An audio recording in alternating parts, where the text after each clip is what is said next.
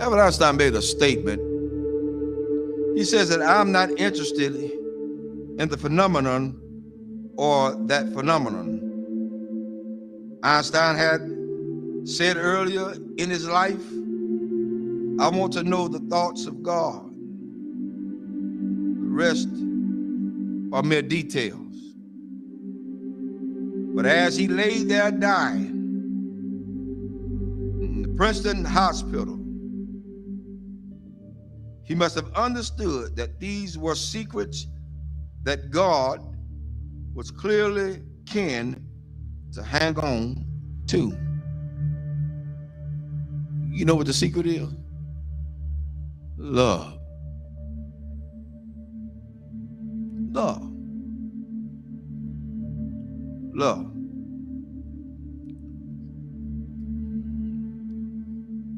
I'm going to share something tonight with everybody, and hopefully it'll hit close to home. To understand the mind of God is to understand the power of love. God is love. 1 John 4:8 says that God is love. Without love, there would be no forgiveness. Without love, there would be no structure. Without love, there would be no mercy. Without love, there would be no kindness. Without love, everything else would go completely out the window.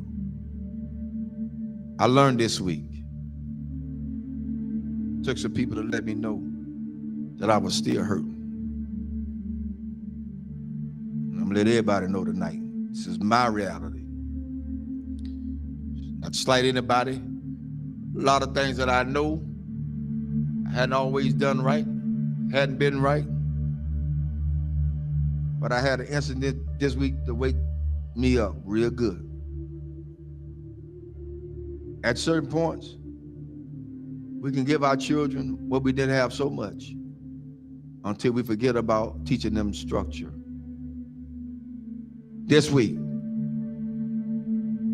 I learned at some point you won't be respected.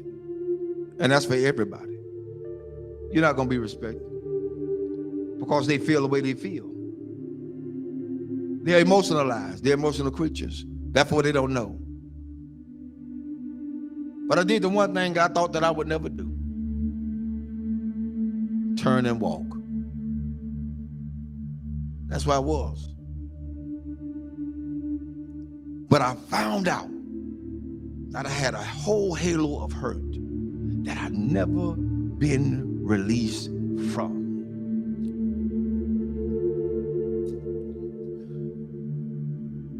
My respect factor has never really been known because I never got it. Never got it. People say they respect you. Say they love you. Where is it? One of the things we got to realize is what we train our children to do, they're going to do it to the fullest extent. If you let them be into your business as adults, then they're going to have all rights and privileges to say what they want to say, not knowing the outcome of what could be. But I learned something. Even though I went through all that hurt and I'm still hurt, that's all right. I don't mind it. I'm going to go through this thing. I'm going to go through it. Because at this point, I don't owe nobody nothing. I owe God himself. For me, I did what I needed to do and walked away. I did what I had to do and walk away. And it ain't easy. It ain't easy trying to do right and you still get damaged. It ain't easy. God help me tonight. It is not easy. It is not easy to be in a place and feel like you're trapped. Because even when you do good, evil is always present. So you have to face the fact. That's why I said a lot of times, I've told people, and I still tell people today, don't hold me up as no God. Because I'm going to fall. And I'm going to make you fall. Don't hold me as no God. I'm going to make some decisions that folk just are not going to like. I'm going to turn over some chairs and some tables that people are not going to even be able to imagine that, whoa, the Reverend did that. Oh, yes, because I'm human. I'm human. I'm human. One thing I learned from all this is that you don't have to stay where you're not welcome. Thirdly, I ain't studying nothing nobody say. I came in this world alone. I'm gonna die alone. So you got to stand for yourself. I'm teaching my children that now, and I'm teaching them that from a distance right now. Because what could have happened didn't. And I love all of them. I love everybody. I love everybody. But there comes a point in your life you got to let go. You got to let go. How long do you have to put up with a lot of stuff? You did your part. You did what you can do. Now it's time to let them go. A lot of parents out there suffering now, and I'm telling all parents out there now, you done did all you could with your child. They're in their adulthood. They think they know it all. They done seen the world. They got more sense than you. Let them go. Release them in the Lord's hand. If you get in the way, you get in the way of God's hand. Get out the way. Because whatever God got for them, that's what he's going to get. Well, that's how it is.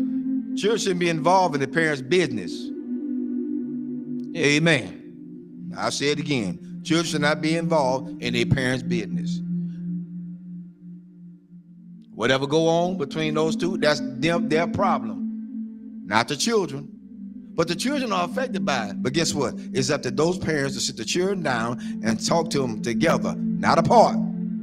Together. Together. You want to stop a whole lot of confusion? Talk about it together.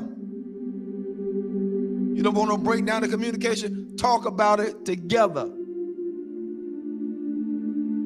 At this point for me going forward, that's what we're going to do. And if they can't do that,